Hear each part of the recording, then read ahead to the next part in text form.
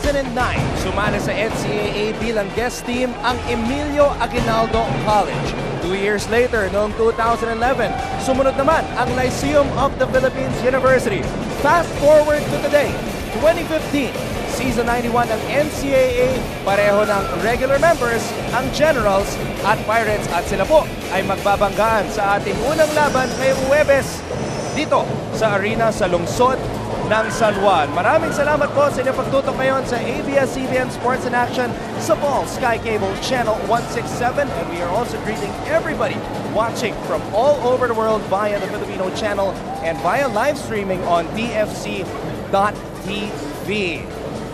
Generals kontra Pirates, ang unang gera ngayong Huwebes dito sa Season 91 ng NCAA, at pagkatapos ng laban na yon, isang throwback Thursday matchup as the 5-time champions of the league, San Beda College, takes on the storied San Sebastian College Recoletos Golden Stags. Mabuhay Pilipinas! Ako po ang inyong lingkod, Anton Rojas, at makasama natin ngayon ang pinaka-veteranong analyst sa ABS-CBN Sports Broadcast Team. Walang iba kundi si Coach AG Alan Gregorio. Coach AG, you were there when EAC came in as a guest team in 2009. You were also there in 2011 when LPU came in as a guest team. And now, nakakatuwa, no? Dahil pareho na silang regular members ng NCAA. Well, how time flies, Anton, no? Naalala ko pa nga nung sila'y naglalaro about 5 years ago. But what's important right now is today, the battle that they are gonna face each other. Dahil nga, kung mananalo dito ang Lyceum, they'll be tied at number 7. At pag mananalo naman ang EAC Generals, medyo mas makakaalagwa sila doon sa bottom standing ng ating liga. Ito ang ikasyam na bakbakan sa pagitan ng EAC at LPU. Pero gaya ng sinabi mo, upang malaman natin lahat kung ano talaga ang at stake dito sa kanilang laban ngayon, silipin natin ang team standings. Well, as we see Letran and San Beda being on top, Letran 7-1, San Beda 6 wins and only 1 loss, and that was against Letran. Let's focus our game on EAC Generals now at 2 wins and 6 losses. Lyceum Pirates, 1 win and 7 losses. What am I saying? Lyceum, if they win this one, they'll be 2 wins and 7 losses.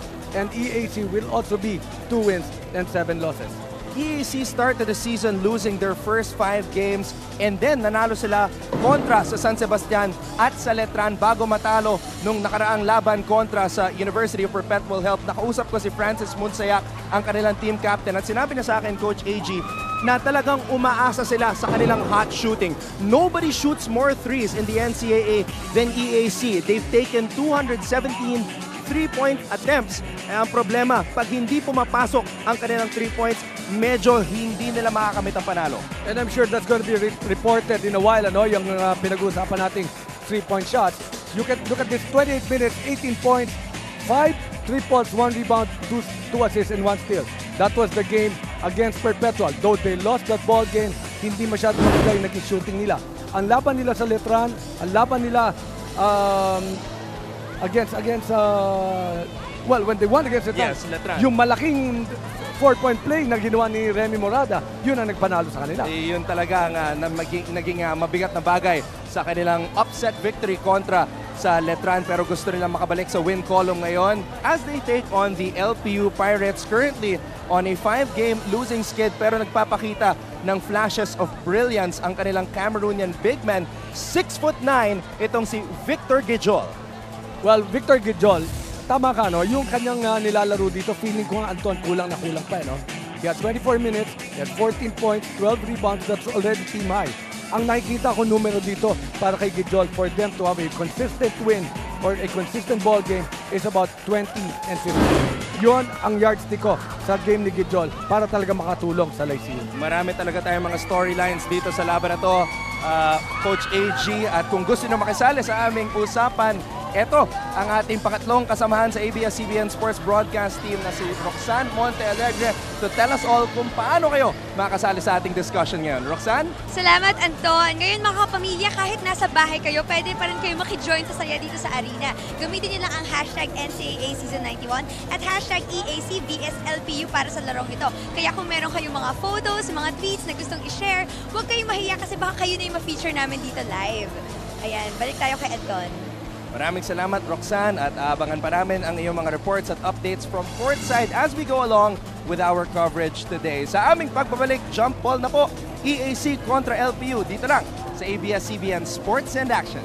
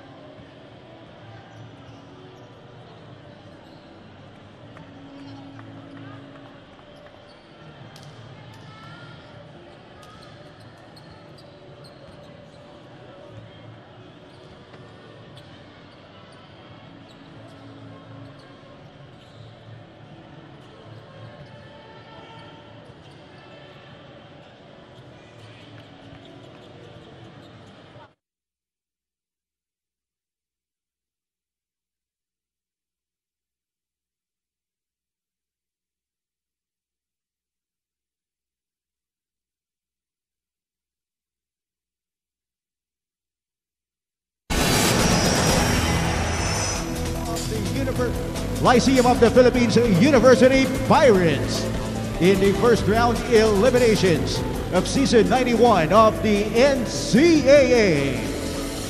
Let's first meet the starting five of your EAC Generals. At guard number 12, Francis Monsayak. The other guard number 8, Christ Mejos. At center number 18, Laminu Hamadu. At forward number 5, Mario Pondeon. And the other forward number 17, Sidney Onbobere. Your head coach is Andy de Guzman. Here now is the starting lineup of your Lyceum Pirates. At guard number 4, Richmond Sunga. The other guard number 6, Wilson Baltazar. At center number 8, Victor Ngojul. At forward number 15, Mer Ayay. And the other forward number 18, Jeff Bulawan. Your head coach is Topex Robinson. Maraming salamat muli sa inyong pagtutok ngayong Huwebes. Dito lang sa ABS-CBN Sports and Action ang ating unang laban. Generals kontra Pirates. EAC starting off, of course, with Francis Monsayak, ang kanilang team captain, Fernan Mejos, Mario Bonleon, Yaminu Hamadu, Sidney Onwubere. That is a 5 for EAC. At para naman sa panig ng LPU, Richmond Sunga, Wilson Baltazar, Jesper Ayaay, Jeb Bulawan, at syempre ang kanilang Cameroonian center, Victor Gijol. So after starting 3 straight games, ang kanilang leading scorer na si Shaq Alanes babalik sa bench, Coach AG. Well, you know, one sideline right here is the battle between Gijol and Lamino Hamadu. They both stand about 6'9". Tapos itong si Hamadu, ang maganda dito. Parang nag-step up talaga siya in their last 3 games, ano? And his numbers are really speaking very well because of the adjustments that EAC has done. Mas marami siyang touches doon sa kanyang last 3 games, Anton. Lamino Hamadu actually averaging almost a double-double.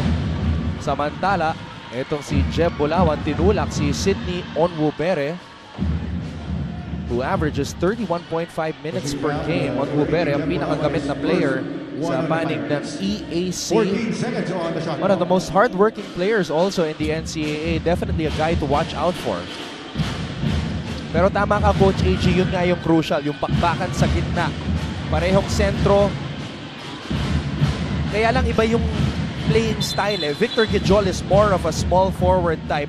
Samantalang si Aminu Lamadu is more of a inside player. Well, si Lamado gusto niya nakukuha yung bola, one dribble na lang siya. Ito namang si Victor Gijol, he wants attacking from the outside. Tama ko yung small forward. The skills of a smaller guy developed by Victor Gijol. And he has shown flashes of brilliance, especially in that game kontra sa Letran, a game wherein they only lost by 5 points. Ayaay, nag-start siya sa kanilang huling laban. 27 minutes played, kaya lang walang naipasok na tira. 0 for 6 from the field. Eto si Gijol, bumap step sa loob, umikot, hook shot, masyadong malakas. Napulot ni Lamino ang bola. Onwubere, umatras, ginamit ang crossover. Tinabas ang bola. Kick out para kay Bunsayak na humihingi ng screen. Pinasa sa kanto. Nowhere to go. Stepping on the baseline was Corilla. Well, Lyceum ensuring there are no open three-point shots to start the ball game. Para dito sa EAC Generals, something that we will be counting the entire ball game. How many open shots, how many are challenged, and how many are going to be made by EAC Generals against the defense of Lyceum. Well, one thing they have to make are their three-point shots. Gaya ng sinabi ko kanina, nobody shoots more threes than EAC in the NCAA. 217 three-point attempts. Kaya lang, Coach Alan, 56 lamang ang naipapasok ng EAC so far ngayong season 91. Well, that's I think below 25%. Possession for the EAC EAC Generals. Lyceum, pinapakita ang kanilang full court pressure which was very effective sa kanilang laban kontra sa Letran. Kaya lang, kinapos sila sa dulo. Onwubere, tumira sa labas. Rebound, Gijol. Ito na ang Pirates. Sunga, umikot. Binagsak ang bola sa ilalim. Jeff Bulawan able to get the first basket of the game. And of course, that was great pass on the part of Sunga, creating for his team, dishing it to power forward Bulawan, and that's going to be end one. First 2 points here in this ball game. Noong nakaraang season, na sweep ng Lyceum ang EAC, pero kung titignan natin ang overall matchup ng dalawang kupunan na ito, 4-4. 4 wins from EAC, 4 wins from LPU mula nung magkasama na sila sa NCAA back in 2011. So ito pala, separation game pala to, no? Yes. Who's gonna be winning more after the odd number? 9th game, hindi pwedeng pumantay. So ito, first 4 points. That's a big offensive rebound and a putback on the part of LPU. Jesper Ayay, nakapuntos sa unang pagkakataon. Ngayong Huwebes, kontra dito sa EAC. At upang malaman ang mga preparations ng dalawang kupunan, puntahan natin si Roxanne Montealegre. Coach Alan, Anton, napaka-positive ng outlook ng parehong teams natin para sa larong ito.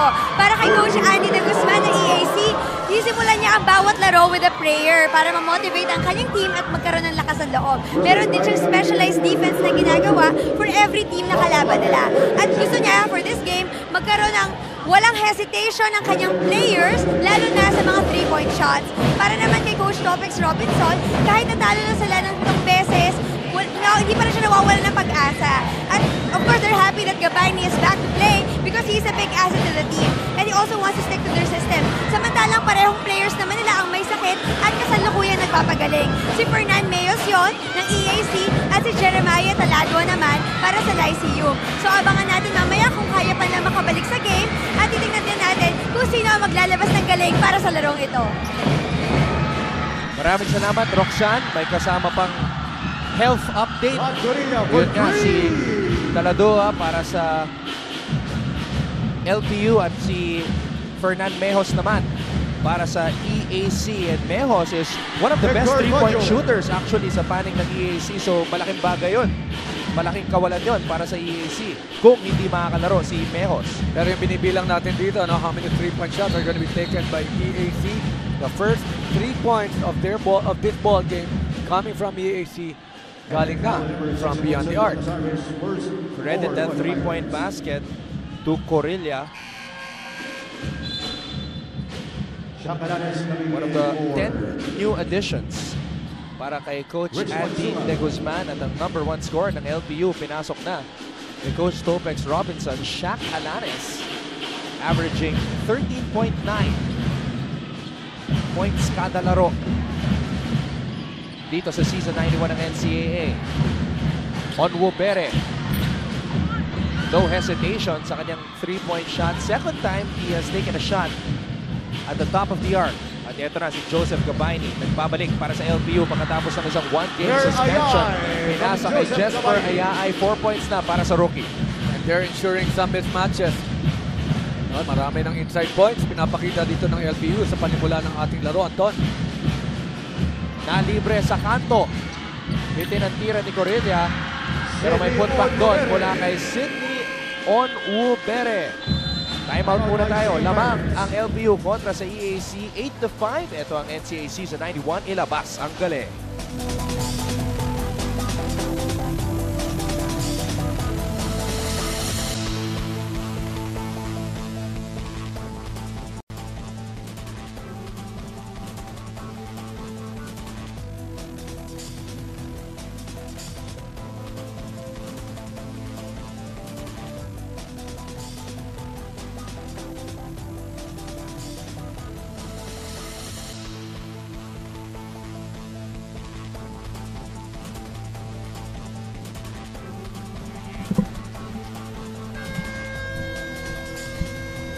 Amado Laminu, main man sa gitna para sa EAC. Talagang kailangan niya mag-step up sapagkat out for the season na ang kanyang fellow Cameroonian na si Mbang. Ngayon, ito yung pinag-usapan natin kanina, Coach AG, pagkatapos ng kanilang 2-game winning streak kontra sa San Sebastian at Letran. Natalo sila kontra sa Perpetual last Tuesday. Well, everything was down against Perpetual. From the 56 points that they scored against Letran, it was 23. Ito lang yung tatlo, si Morada, si Onwubere, at si Amado. Rebounds was down, assist was down. So nakikita mo talaga that where this play goes for the EAC Generals is how they're going to be faring in a certain ball game. I was also looking at the rebounding numbers, Coach AG, against Letran. Would you believe the Generals out-rebounded the Knights 65-38? Against Perpetual, the Generals were out-rebounded 63-37. So it was just very big effort. I was able to see that ball game. I really enjoyed the kind of effort that EAC was able to do against the Letran Knights.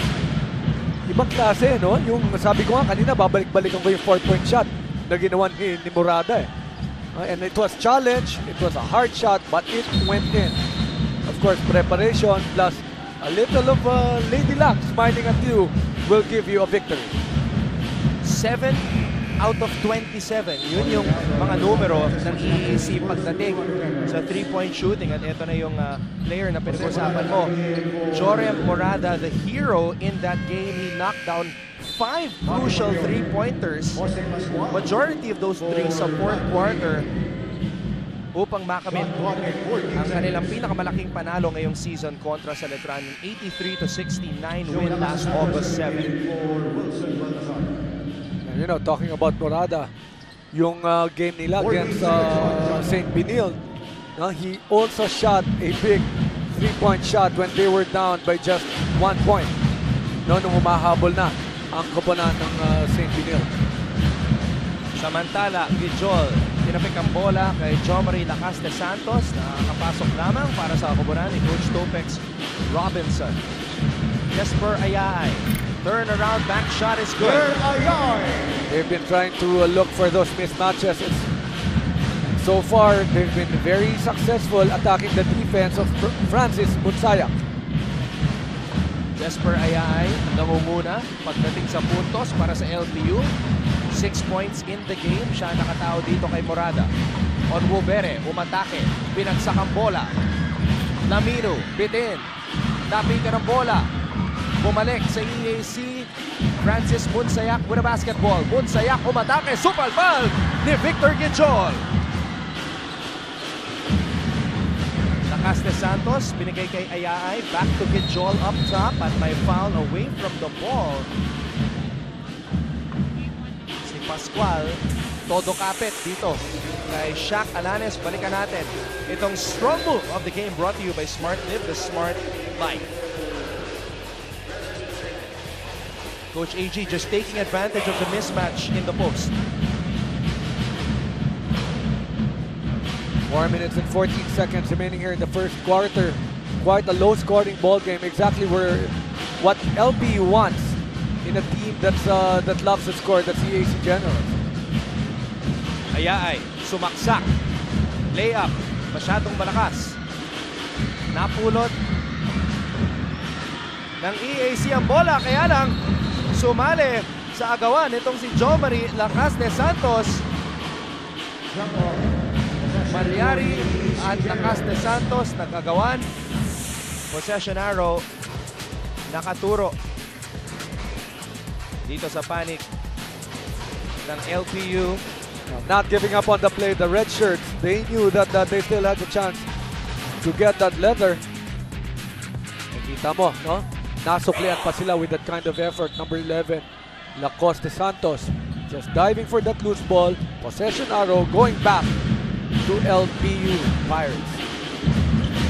Ayay, naghahanap ng kakampi. Pinasa sa taas, Jomari Lakas de Santos. Inside pass, Victor Gijol over Lamino. Malyari secures the basketball. Ito na si Conbubere.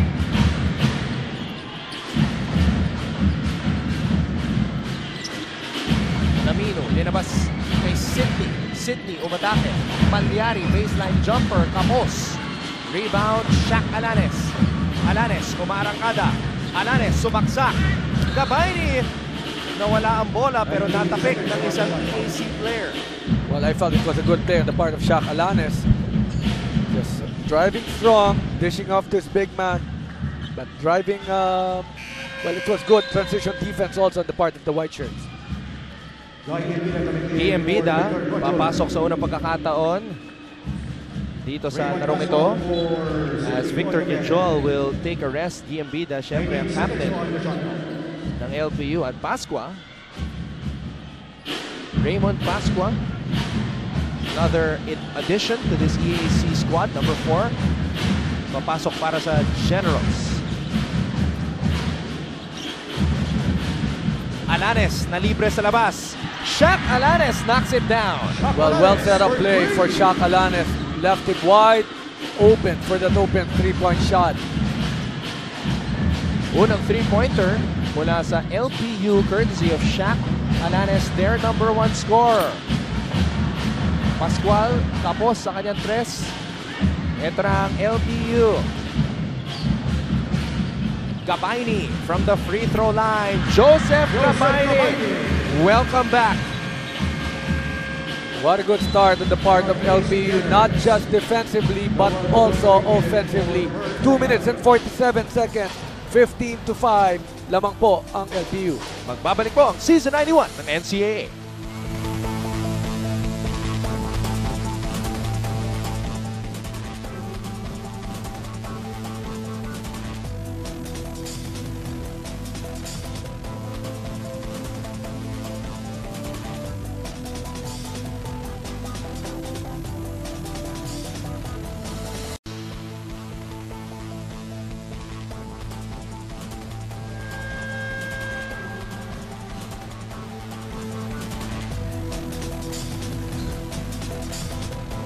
Napakainit ng aksyon sa hardcourt pero masaya rin ang ating mga fans sa stands dito sa loob ng arena sa lungsod ng San Juan. Smile, you're on cam. And that's exactly what the students from EAC are doing right now. This is the place to be every Tuesday, Thursday, and Friday para sa nagbabagang aksyon sa Season 91 ng NCAA. Well, so far, not very good shooting on the part of EAC. 1 out of 4 from the 2 and 1 out of 6 from 3-point range. So that's 2 out of 10 total from the field from EAC Generals here in the first quarter. But we still have to win 13 Rem Morada. That's a good shot. Somebody who can take the shot for EAC Generals. That's Jorem Morada. Jorem Morada, the hero in that game against Letran, wherein he scored 18 points, 5 out of 8 from the 3-point line. Ngayon, nung nakaraang laban ng LPU, hindi naglaro si Joseph Gabayni, serving a 1-game suspension, at nag-step up itong si Jeb Bulawan. Well, no Joe, no problem, ha? 26 minutes, 9 points, 9 rebounds, 3 assists, at saka 3 steal. Pero sa unang 2 minuto ng ating laro, dito, 2 ng foul. Noon itong si Jeb Bulawan. Upo muna si Jeb Bulawan sa bench. Isa sa pinakamasipag na manlalaro sa kabua ng NCAA. Bida, nato malakas sa kanyang short jumper. Gabayni, umikot. Gabayni, off the glass. Joseph Gabayni. Joseph Gabayni, that's where he is at his best, in the paint. Well, he got a total of 4 points here in the first quarter. Full court defense being employed by LPU after that great offensive putback. First down on Joe Lancaster Santos. At lumobo na ang kalamangan. Coach Egay Macaraya in attendance. He's just enjoying this ball game. Big basketball games, you just have to be present. NCAA Season 91. Naabangan ng napakaraming tao, Anton. It's been a very eventful season so far. Marami na tayong napanood na exciting games. What about that comeback of JRU against Mapua last Tuesday? Ang tindi. From our friend, one of the writers, si Ruben Terrado, sabi niya, the mother of all comeback. Perhaps one of the greatest comebacks sa kasaysayan I ng would like to say NCAA so. basketball. I would like to say so. Usually you're down by 20 with going to the fourth quarter, but with a minute and 25, they were down by 11 points. Talking about the team of Coach Vergel Meneses. And that makes the rest of the teams in the NCAA aware that things like that can happen. Kaya naman, maski lamang ng 10 ang LPU, marami pa tayong basketball na mapapanood dito sa laban ng Generals at Pirates. At grabe yung pressure na pinapakita ng LPU, hindi makatawid ang Generals. You know, if there's one thing that EAC was able to do very well against Letran, it was their press break. They lessened their turnover. Tapos, ito nga, sa ating panimulaan, napakaraming turnover na pinapakita dito ng Generals. Joshua General, dating UPIS big man. Pinasok na ni Coach Andy De Guzman. Lugo, tumira sa kanto. Lugo for 3. On look now, 13-point lead. But non-stop is the defensive effort of Coach Topex Robinson and the red shirts of Lyceum. Yun talaga ang formula ni Coach Topex Robinson as we see this fast play of the game brought to you by Smart. Live the smart life. Full court pressure, generate a steal, atake agad. Unang free throw na ipasok ni Pascua. 1 minuto at 7 segundo na lang ang nalalabi dito sa ating first quarter. Jorem Morada, as I mentioned, the hero in their win against Letran. 18 points, 5 out of 8 from the 3-point line. Karamihan sa kanyang mga tres na ipasok niya nung crucial moments ng larong iyon in the fourth quarter. Pascua nakatao kay Shaq Alanes. Lakas de Santos, pinasa kay Embida. It's a face guarding Pascua, making sure na hindi makakatanggap ng bola si Shaq Alanes. That's just box and one defense being employed against Shaq Alanes by the white shirts. Morada, go signal to shoot. 3-on-1 fast break. Shaquille Alanes all the way. That's an opportunity for him to be able to score. Big defensive stop. And a fast break on the part of Lyceum. That would lead to free throws. Sino to? Lugo. Lugo ang tatawagan dito, Anton. Balikan natin, Coach AG, itong fast play of the game brought to you by Smart. Live the Smart Life. Nakawala si Shaq Alanes sa fast break. Response for Noah Lugo. EAC, Coach Alan. Alam natin na mahilig sila tumira ng 3-pointers. And here in the first quarter, only one of those 3-pointers went in. Kaya naman, hirap sila sa opensa. Raymond Pascua saving them here in the first quarter. Making 3 out of 3. Is that 4 out of 4? That's 4 straight points coming from the line from Raymond Pascua. And Pascua will take a seat as the team captain, Francis Munsayak, checks back into the game. Jesper Ayay, who has really earned his minutes para kay Coach Topex Robinson. Muling nagbabalik para sa panig ng LPU. He earned his 3rd start ngayong season. Ngayong araw kontra sa EAC Generals. 15.4 remaining in the first quarter.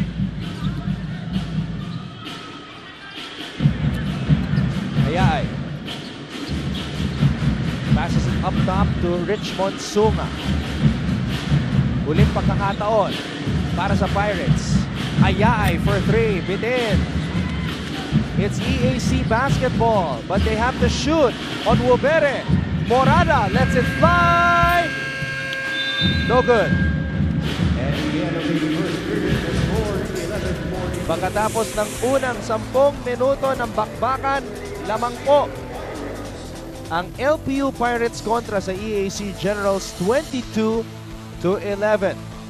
Babalik po ang Season 91 ng NCAA dito lang sa ABS-CBN Sports in Action.